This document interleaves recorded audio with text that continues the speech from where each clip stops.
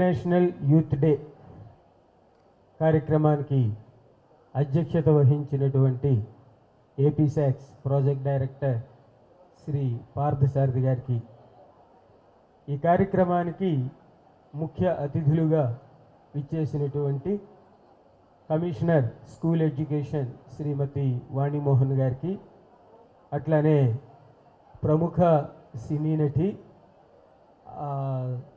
స్వచ్ఛంద సేవా తత్పరురాలు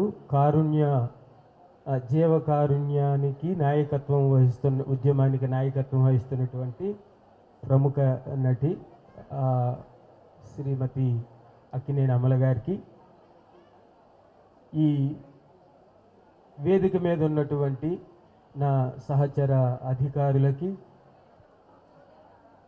ముఖ్యంగా యువకులందరికీ కూడా ఈ ఇంటర్నేషనల్ యూత్ డే సందర్భంగా నా శుభాకాంక్షలు.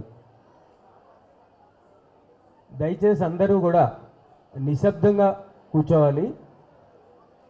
మీరు ఇప్పటివరకు చాలా ఓపికగా కూర్చున్నారు, విన్నారు. ఇంకొక 10-15 నిమిషాలు ఇదే సంయమనాన్ని పాటిస్తే మిగిలిన వాళ్ళందరూ కూడా మాట్లాడేదానికి బాగుంటుంది.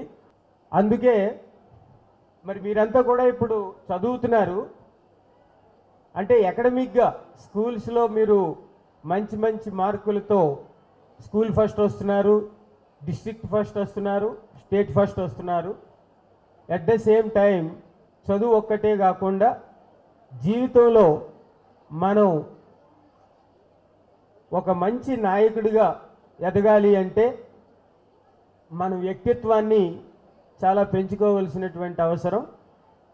ఆ వ్యక్తిత్వ వికాసంలో అన్నిటికంటే ప్రముఖమైనటువంటి స్టేజ్ ఈ యూత్ స్టేజ్. ఇందాక చెప్పారు ఆల్రెడీ. అతని యొక్క పేరు ప్రఖ్యాతులు ముందుకు వెళ్ళాలి అంటే ఈ దానం అనేది ఎంతో ముఖ్యం.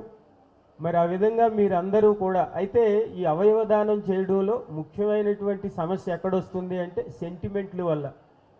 అంటే శరీరాన్ని కోయడం అనేది ఇష్టపడరు. ఆ సెంటిమెంట్ని యువకులు ఛేదించాలి.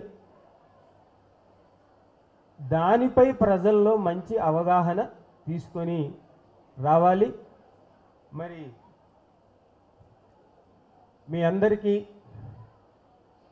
ఈ అవకాశం ఇచ్చినందుకు పేరు పేరున ధన్యవాదాలు తెలియజేస్తూ ముగిస్తా ఉన్నాను. Thank you.